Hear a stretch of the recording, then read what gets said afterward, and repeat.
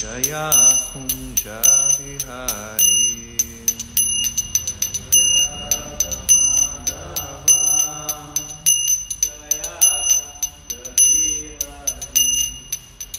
Jayo Radha Madhava Jaya Kunja Bihari Jayo Radha Madhava Jaya Kunja Bihari Jaya Gopi Jana Vallabha Jaya Girivaradhari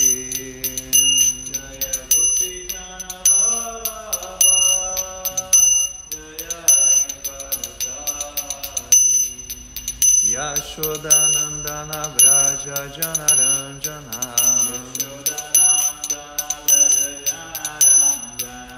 Yamunatira Vanachari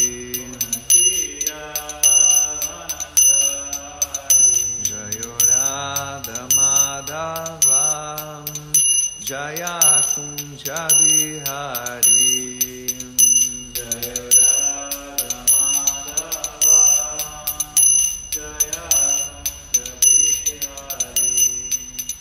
Jaya Gopijana Vallabha Jaya Girivaradhari Jaya Gopijana Vallabha Jaya Girivaradhari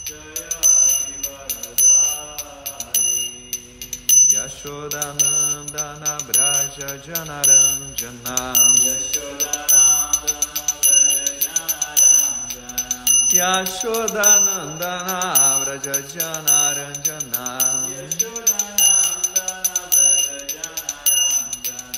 Yamunatira Vanachari Yamunatira Vanachari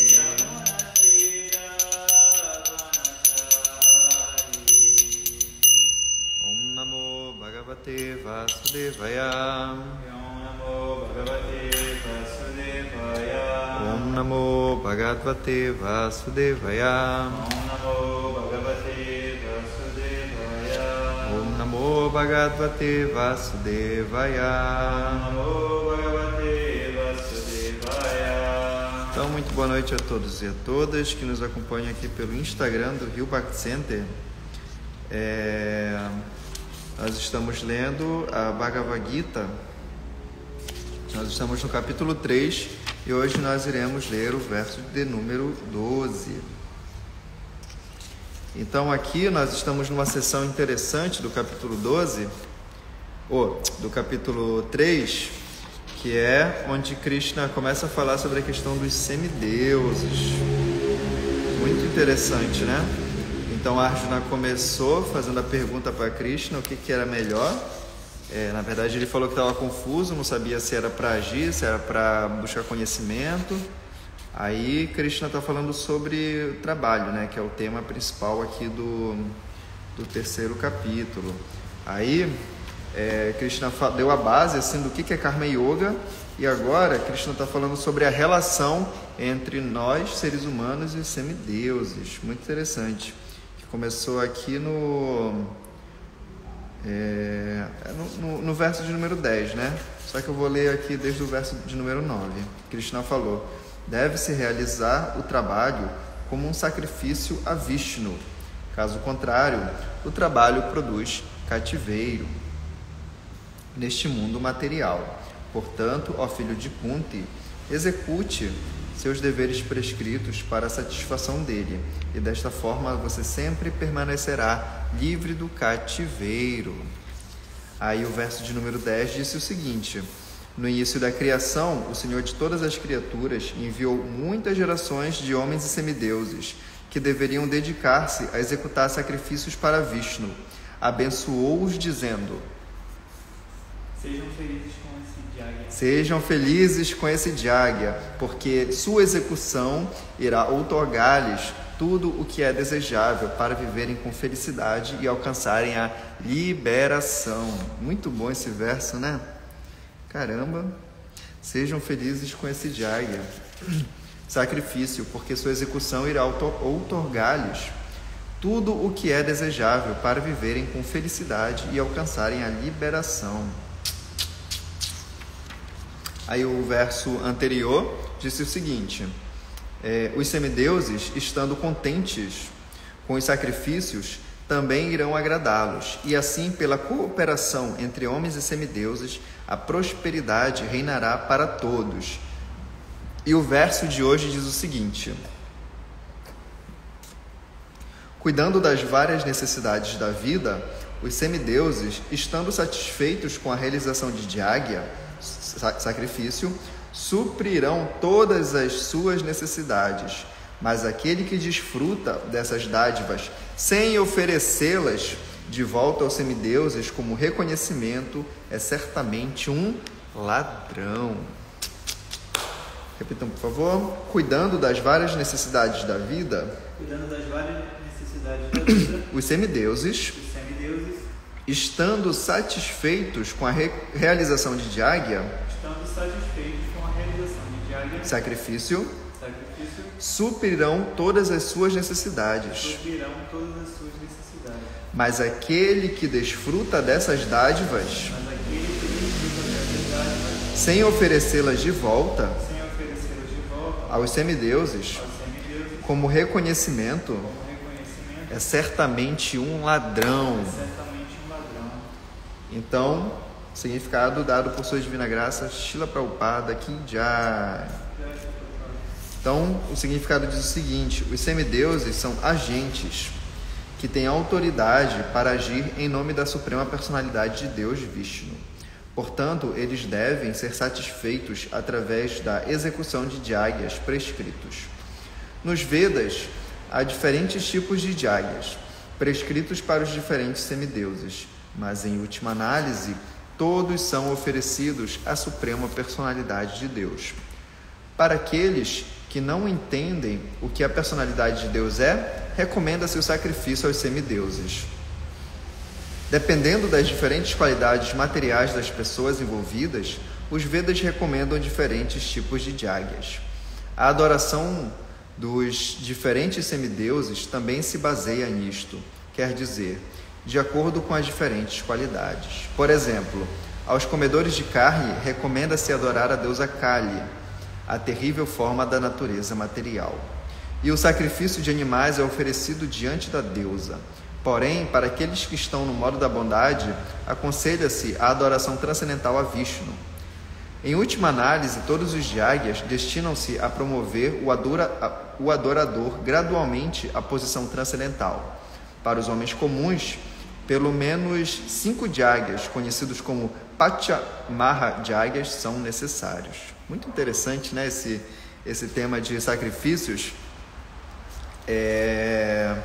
Aqui, Prabhupada, né, ele está assim, parafraseando também um verso muito legal do 2º capítulo, verso de número 45, onde Krishna diz que assim, a meta, né, na verdade o tema, não a meta, né, mas o tema principal dos Vedas é justamente os modos da natureza, né? Ele fala Traigunyo Vishaya Veda. Então, o tema, né, Vishaya Veda dos Vedas é Traigunya. Então, são os 3 modos da natureza. Aí ele fala para Arjuna, Nish Traigunyo Bhavarjuna. Você tem que se situar acima desse tema dos 3 modos da natureza. Aí ele fala Nirdwanda. Então ele fala, você tem que se livrar. Ele fala Nirdwanda, Nityo Sattva Sto Niryoga Kshema Atmavan. Ele fala assim, você tem que se situar acima da dualidade de buscar ganho e buscar segurança. Você tem que se situar em Nityo Sattva. Então ele fala que a bondade pura está, né? Se situar, está é um cognato. Então você tem que se situar no nível de bondade pura, né? Ele chama de Nitya Sattva, é a bondade eterna. E é justamente o que Prabhupada está falando aqui. Aqueles que estão no modo da bondade, Nitya Sattva, aconselha-se a adoração transcendental a Vishnu. E é interessante que esse é o mesmo tema lá do capítulo 9. No capítulo 9, Krishna vai falar justamente, aqui ó, ele vai falar justamente sobre esse tema.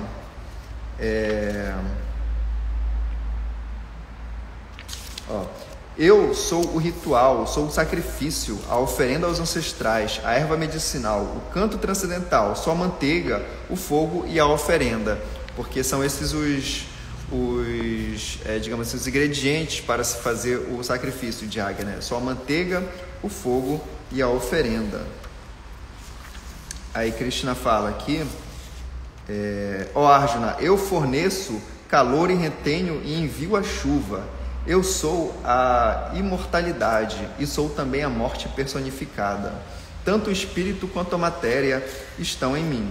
Então, aqui no terceiro capítulo, a gente vê que Krishna ainda está assim, falando de um tópico mais relacionado aos semideuses. Mas aqui no capítulo 9,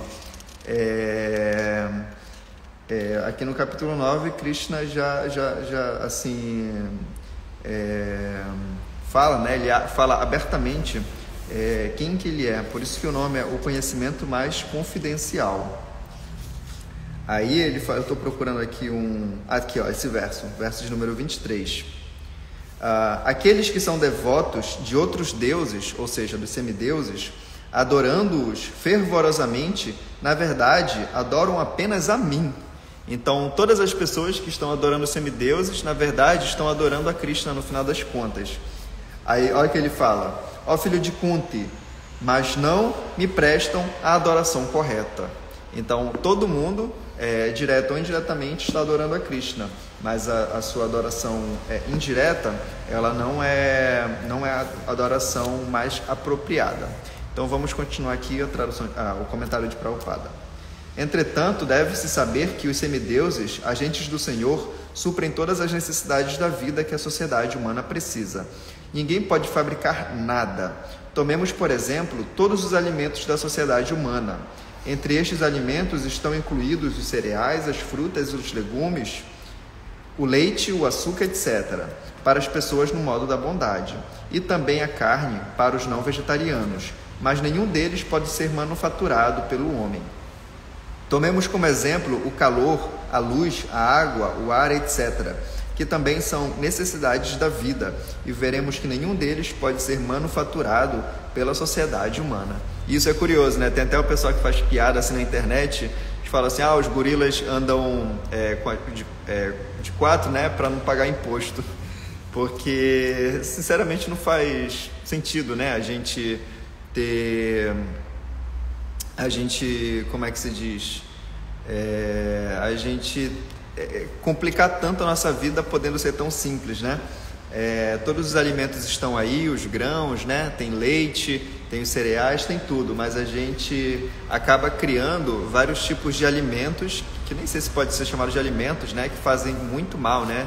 Como os industrializados.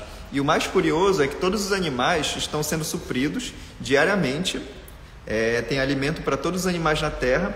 Krishna, né, os semideuses, através dos semideuses também, estão assim, mantendo o equilíbrio, né?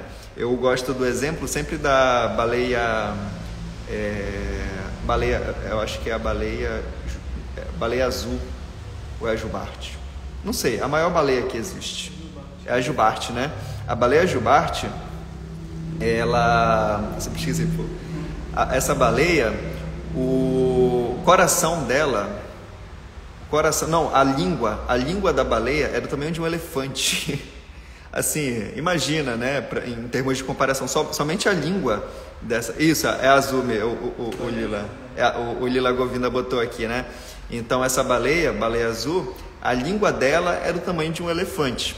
E existem várias baleias azuis, né, no oceano, imagina, o tamanho de um elefante. Então, e todas elas estão sendo supridas assim, com alimentos. Imagina, um animal daquele tamanho, né? Todos os elefantes estão sendo supridos, girafas, rinocerontes, gorilas, todo mundo, que são animais bem maiores do que nós, tem uma demanda infinitamente maior do que a nossa, e mesmo assim eles estão sendo supridos, né? E a gente teima em dizer de forma muito errônea que existe um problema de superpopulação, né? O que é uma grande falácia. Então vamos lá. Sem o Senhor Supremo, não haverá abundância de luz solar, luar, chuva, brisa, etc., sem os quais ninguém pode viver. É óbvio que nossa vida depende das substâncias fornecidas pelo Senhor. Mesmo para nossas empresas de manufaturação, requeremos tantas matérias-primas, tais como metal, enxofre, mercúrio, manganês e vários outros itens essenciais, todos fornecidos pelos agentes do Senhor, com o propósito de que façamos uso apropriado e nos mantenhamos em boa forma e saudáveis, propiciando a autorrealização. Isso nos levará à meta última da vida, que é libertarmos-nos da luta pela existência material. Esse objetivo na vida é alcançado pela execução de Jhagyas. Se esquecermos o propósito da vida humana e meramente passarmos a utilizar tudo aquilo que recebemos dos agentes do Senhor no prazer dos sentidos, ficaremos cada vez mais enredados na existência material, o que não é a finalidade da criação. Certamente nos tornaremos ladrões e seremos punidos pelas leis da natureza material. Uma sociedade de ladrões nunca pode ser feliz, porque ela não tem objetivo na vida. Os ladrões materialistas grosseiros não têm uma meta final na vida. Eles buscam apenas a satisfação dos sentidos. Tampouco sabemos como executar Jhagyas. Entretanto, o Sr. Chaitanya trouxe o processo mais fácil de Jhagya, a saber, o Sankirtana Jhagya, que pode ser executado por qualquer pessoa no mundo que aceite os princípios da consciência de Krishna. Shila Prabhupada aqui já. Om Agyanata Miranda Syagana Jana Shvataya Chakshum Litam Janata Asmai Shri Guravena Maha Om Pradesh Mustad Pradesh Machana. Repetindo aqui a tradução do verso: cuidando das várias necessidades da vida, os semideuses, estando satisfeitos com a realização de Jhagya, sacrifício, suprirão todas as suas necessidades. Mas aquele que desfruta dessas dádivas sem oferecê-las de volta aos semideuses como reconhecimento é certamente um ladrão. Muito bom esse verso, né? Tem aqui com a gente o Alexandre Nunes e o Lila Govinda. Então, por aqui o Lila Govinda botou: jamais pensei que, eu acho que receberia, né, acesso a essas informações super secretas. Que bênção! Jai Shri Krishna, Jai Shila Prabhupada. Exatamente, né? Inclusive, esse capítulo de número 9, ele é traduzido, né? Ele é intitulado como Conhecimento Mais Confidencial, mas ele também pode ser chamado de Ananya Bhakti Yoga, por Vishvanatha Chakravarti Thakura, que é um dos nossos mestres espirituais. E Ananya significa único, significa aquele que não tem um segundo, aquele que não tem um páreo. Então, realmente, esse capítulo 9 ele é muito bom. Mas mesmo se nós tivéssemos lido, né, sem a orientação de Prabhupada, a gente poderia ler toda a Bhagavad Gita e não entender nada, assim como aconteceu com muitas pessoas. Então, somente através dessa Bhagavad Gita, né, de Prabhupada, e através do direcionamento dos devotos, é que a gente realmente consegue entender. Aí o Lila botou aqui: deve-se entender que aqueles que cantam os santos nomes constantemente já praticam todas as espécies de sacrifícios e austeridade, banhando-se em todos os rios sagrados. Esse é o verso, né, do Srimad Bhagavatam, não lembro qual é, mas é exatamente isso. Porque, como o Srila Prabhupada falou aqui, né, que mesmo assim nas empresas, nas indústrias, as pessoas, as indústrias de manufaturamento, elas precisam da matéria-prima, e a matéria-prima ela é dada somente por Krishna. E essa nossa era, né, de Kali Yuga, a gente realmente tem muita dificuldade assim para conseguir entender esses tópicos básicos, porque a gente realmente se desconectou da nossa real natureza. Portanto, a gente acaba agindo de forma completamente equivocada. Então, somente realmente, né, através dos santos nomes, o cantar dos santos nomes, é que a gente pode restabelecer essa nossa conexão. E aproveitando aqui os últimos minutos, esse tópico dos semideuses sempre me lembram o livro de Acharyadeva, Hridayananda Das Goswami, o Grande Bharata, que é a leitura de Acharyadeva para o Mahabharata, né? a história do Mahabharata. E é interessante que o tema principal é sempre esse, é o relacionamento assim entre os semideuses, os seres humanos e os demônios no final da era de Dwapara Yuga.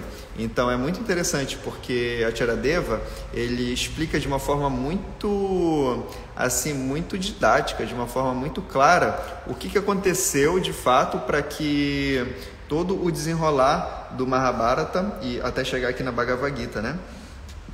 Como é que tudo isso aconteceu? E essa história é bastante interessante porque assim, a gente sempre fala, né, que assim, a Bhagavad Gita ela é uma luta, né, entre duas famílias, tem os Kurus, tem os Pandavas, tudo mais, só que realmente eu nunca tinha lido em nenhum lugar assim, de uma forma tão clara, como é que chegou a esse momento da Bhagavad Gita. Eu acho que o único local assim que eu li mesmo, que foi até posterior à leitura do Grande Bharata, foi no 9º canto do Srimad Bhagavatam, lá no final mesmo, né? Lá nos últimos capítulos do 9º canto.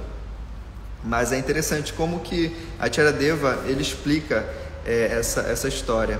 E tudo começa numa grande guerra entre os semideuses e os demônios, porque assim, quem conhece, né, o Srimad Bhagavatam é meio que um ciclo, né, assim, é meio cíclico. Os demônios muito invejosos estão sempre tentando acabar com os semideuses, sempre acontecem várias batalhas, e é interessante que os demônios quase sempre vencem, assim, eles começam a lutar de uma forma muito assim, violenta, e os semideuses eles vão recuando e eles sempre pedem assim proteção para Vishnu, né? Aí Vishnu vem e acaba salvando os semideuses, que são seus devotos. Só que numa dessas batalhas acontece uma questão assim bem importante, porque o líder dos demônios, chamado Shrutakirti, eu acho que é isso, Shrutakirti, ele é interessante porque ele é o mestre dos demônios, mas ele não é um demônio, ele está apenas cumprindo um papel. E numa dessas batalhas, onde Vishnu matou muitos demônios, tem os nomes de todos, assim, é bem legal, quando eu reler eu vou pegar de novo, para pegar os detalhes, né? Então nessa grande batalha, Vishnu matou vários demônios, então Shrutakirti, que era muito poderoso, ele ressuscita vários desses demônios. Só que quando ele ressuscita esses demônios, tem um demônio que eu esqueci o nome, que inclusive é o primo de Duryodhana. Enfim, eu esqueci o nome, depois eu vou lembrar. Ele tem uma ideia brilhante, olha a ideia do demônio. Ele pensou, sempre que a gente está vencendo os semideuses, Vishnu aparece. Então, o que a gente tem que fazer? Tem que atacar Vishnu, tem que matar Vishnu, né? Só que aí, todos os semideuses, eles só conseguem se manter por conta dos Jagyas, por conta dos seus devotos, que ficam aqui na Terra, né? Então, existe adoração e quem é devoto dos semideuses, essas pessoas elas acabam dando assim a sua força, né? O seu punho, assim, o resultado dos seus sacrifícios para os semideuses. Então, dessa forma, os semideuses eles conseguem se manter. É tipo uma pessoa muito rica. Como é que uma pessoa muito rica vai se manter rica? Ela precisa de muitos funcionários, então muitas pessoas trabalhando para ela. Então os semideuses eles trabalham mais ou menos nesse mesmo esquema. Então, que os demônios pensaram? Vamos acabar com os devotos de Vishnu, que são os Vaishnavas. Então, eles tiveram essa brilhante ideia. Nossa, e Shrutakirti assim fica abalado, né? Fica transtornado. Ele fala, vocês estão viajando. Vishnu é a própria Suprema Personalidade, vocês não vão conseguir. Mas como eles são demônios, eles estão tão assim absortos, né, na ideia de matar Vishnu, eles são muito egoístas e invejosos, que aí eles tentam fazer isso mesmo, né? Então eles vão ver onde é que estão os Vaishnavas. Aí eles olham um planetinha, nada, no meio do nada, chamado Mrityunloka, né? Que é o nosso planeta Terra. Então, eles têm a ideia de se infiltrar aqui nesse nosso plano para poder matar os Vaishnavas. E naquela época, ali no final da Dwapara Yuga, os Vaishnavas eles ficavam majoritariamente nas florestas, que são chamados os Bhajananandis, né? Então, o que eles pensaram? Se a gente for lá como demônio e matar os Vaishnavas, o que vai acontecer? A gente vai pagar reação. Então, o que eles pensaram? Vamos reencarnar em animais selvagens. Aí foi o momento que os tigres começaram a aparecer não, né? Mas começaram a ter essa atitude assim mais agressiva, né? Porque antigamente você podia ir para a floresta e meditar, hoje em dia é impossível.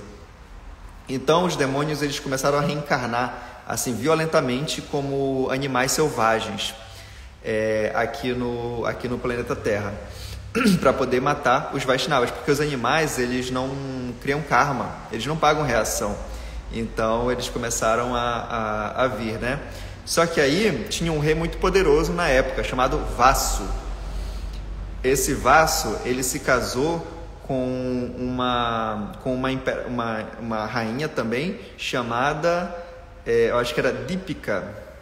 Eu acho que é esse o nome dela. E ela era uma descendente dos Kurus, ela que inicia essa linhagem dos Kurus. Então eles se juntam, as duas pessoas mais poderosas daqui do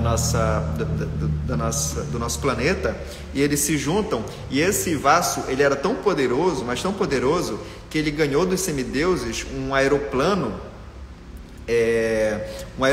que era tipo todo cheio de armas assim, de mísseis, e tinha todo tipo de armas para poder matar esses animais, né? E esse aeroplano era movido pela mente. Então era através do poder iógico dele que ele movia esse aeroplano. Então ele ficava assim girando mesmo ao redor da Terra para poder matar esses demônios, porque os semideuses já estavam aqui trabalhando em cooperação com os seres humanos para poder matar os demônios, né? Só que tem um problema. Os demônios, que também são muito astutos, é como num jogo de xadrez, né? Aí eles pensam assim: para a gente conseguir acabar com esse Vasu, né, com esse pessoal, a gente vai ter que nascer na família dos imperadores. Aí eles fazem um sacrifício muito grande e eles têm assim a bênção, né, entre aspas, de nascer na terceira geração da família dos Vasus. Então tem a primeira, né, que é Vasu, e eu acho que é Girika o nome dela, não vou lembrar, mas eu acho que é isso. Aí Vasu e Girika, eles têm 5 filhos, 5 filhos extremamente poderosos, né, que é a segunda linhagem. Aí eles têm esses 5 filhos e mais uma filha, que é uma menina. Só que o que eles fazem? Eles sabem que os demônios estão ali rodeando, então eles entregam essa menina para uma família de pescadores, na verdade, para o rei dos pescadores. Como era o nome dele? Nossa, não vou lembrar o nome do pai adotivo, né? Só que ela não sabe que é adotada, então ela acredita que ela é daquela família. Só que imagina, né? Filha do casal mais poderoso do planeta, então ela era completamente diferente. Então ela tinha habilidades diferentes, ela tinha assim, vontade, desejos diferentes, né? Então, o que acontece? Os pais, né? Eles fazem um arranjo e eles colocam assim uma vila de Vaishnavas, de Paramahansas, de devotos muito avançados, próximos àquela aldeia, do outro lado da margem. Então ela fugia desde criança para se encontrar com esses Paramahansas, com esses sannyasis, e ela recebia muitas instruções. Ela era muito inteligente, e também, né, obviamente o pai dela sempre estava por ali para proteger, né, no seu grande aeroplano. Só que aí, quando ela cresce, é muito legal que Krishna vai fazendo os arranjos também. Ela conhece um grande Muni, que é chamado de Parashara Muni. Parashara Muni se apresenta para ela, né, ele também muito, muito belo, tudo mais, e ela se apaixona por ele. E eles começam a conversar, né? Começam a se aproximar, e ele era mais novo, né? Ele não era um daqueles sábios, né? Mais velhos. Então, só que aí ele abre o jogo para ela, ele fala assim: olha, eu vim aqui, eu já sabia que você já estava aqui, e eu vim porque a gente tem uma meta, né? A gente tem um propósito, a gente tem que cumprir uma missão. Aí ela fala o que é. Aí ele fala assim: a gente tem que ter um filho. Aí ela fica: ué, como assim um filho, né? A gente nem se conhece direito. Aí ele fala: a gente tem que cumprir uma profecia, que a gente tem que ter um filho, e esse filho, e depois você vai tipo assim, eles têm um filho, né? Eles concebem o filho, mas depois ela volta a ser virgem, né?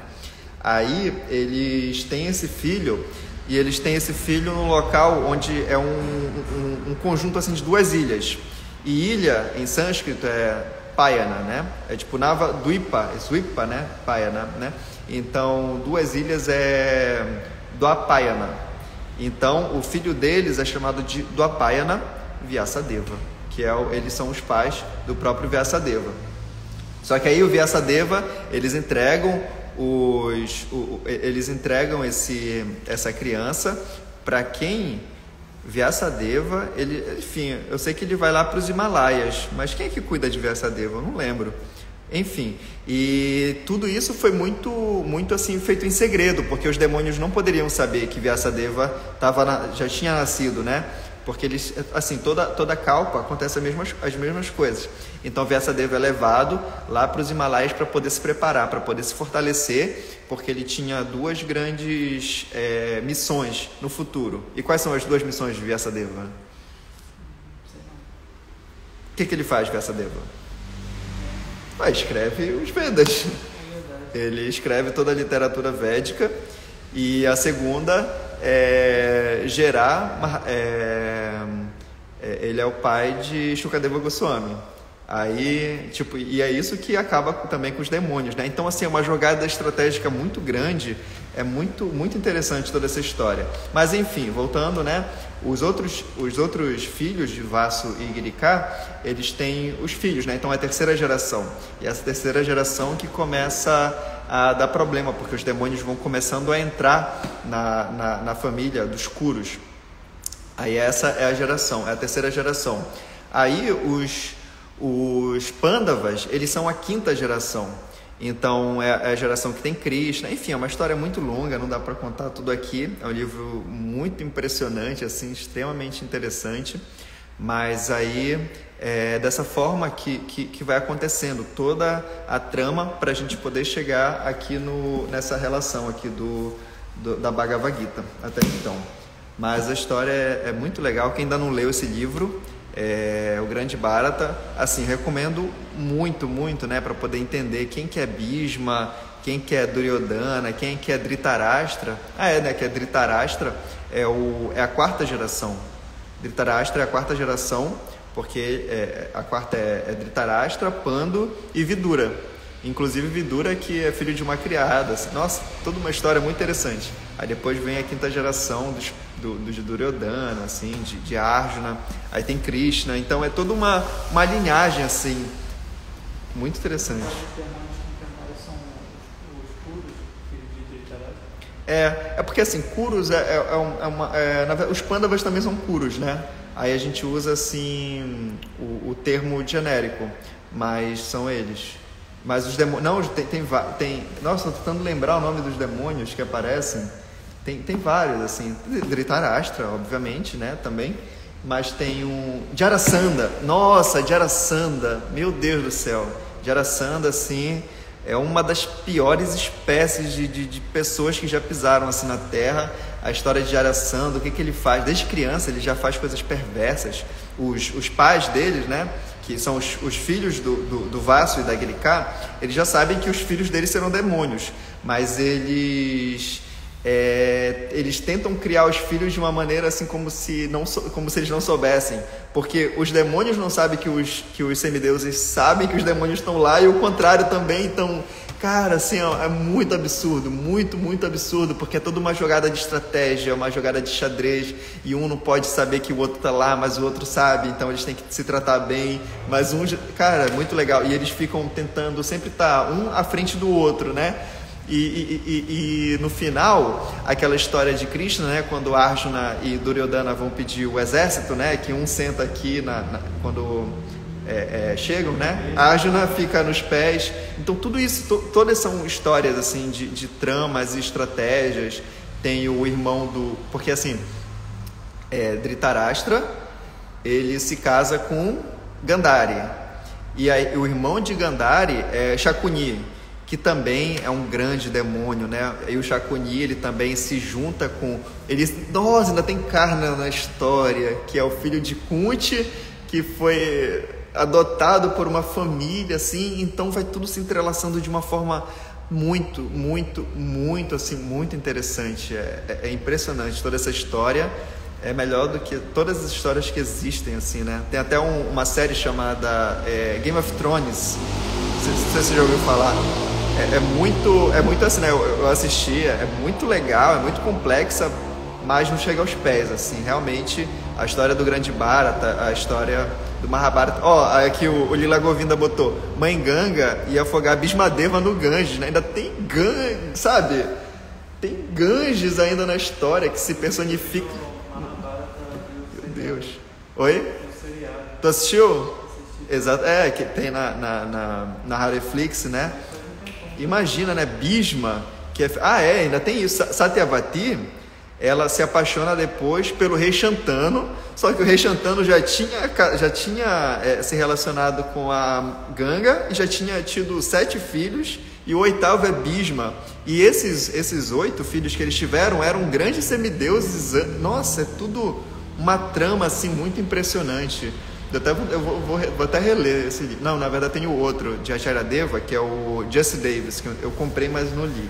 Mas tem que ler de novo. Toda essa história assim, é impressionante. Então, o relacionamento entre os semideuses, os seres humanos e os demônios é algo muito intrínseco, muito na Dwapara Yuga, né? E agora em Kali Yuga nós somos os demônios, né? Então, assim, é até mais importante agora a gente entender de onde a gente veio. E por isso que é importante também a gente ler o Srimad Bhagavatam, porque o Srimad Bhagavatam começa lá no início do início e vai indo família, assim, vai criando toda a árvore genealógica de todo o universo desde o começo, assim, dos tempos. Então é muito importante a gente saber de onde a gente veio, onde a gente está, para saber para onde a gente vai, assim. E essa leitura, ela tem um ponto importante porque ela cria sanskara na nossa cabeça e ela vai destravando várias chaves. Assim, é um estudo psicológico, né? Filosófico, mas também psicológico, e faz com que a gente se sinta grande realmente, assim. Quando eu li, tô lendo ainda, né, o Bhagavatam, mas a principal sensação assim que eu tive, que eu tenho, é de que a gente faz parte de algo bem maior. Nossa, Prabhupada é assim, o imperador do universo, assim, né? A gente vê o tamanho de Prabhupada, tipo, ele superior a Brahma, superior a Indra. A gente vê o que realmente está acontecendo, o que é a missão do movimento Hare Krishna, porque senão a gente fica só uma instituição, é só um negocinho, é só não sei o que lá, é só um encontro de domingo, mas não, é o movimento para salvar o mundo. E por isso que é interessante a gente saber todas essas histórias, para a gente saber de onde, quem nós realmente somos, assim, né? E os Vaishnavas são os mais poderosos mesmo do universo, né? Então a gente tem que se orgulhar muito e trabalhar bastante para poder honrar essa nossa participação no movimento, que é um movimento que Prabhupada chamou de sociedade internacional, mas na verdade é uma sociedade intergaláctica, assim, é algo muito grande, a gente não faz nem ideia. Mas enfim, a gente pode continuar essa história aqui outro dia, né? Podia até fazer a leitura aqui do Grande Bharata, mas enfim. Mais um alô aqui para a galera: Lila Govinda, Vitor Silva, Alexandre Nunes, Giorgio e o Salvatore aí com a gente. É isso aí? Algum ponto, alguma questão? Então é isso aí, galera. Muito boa noite a todos. Hare Krishna.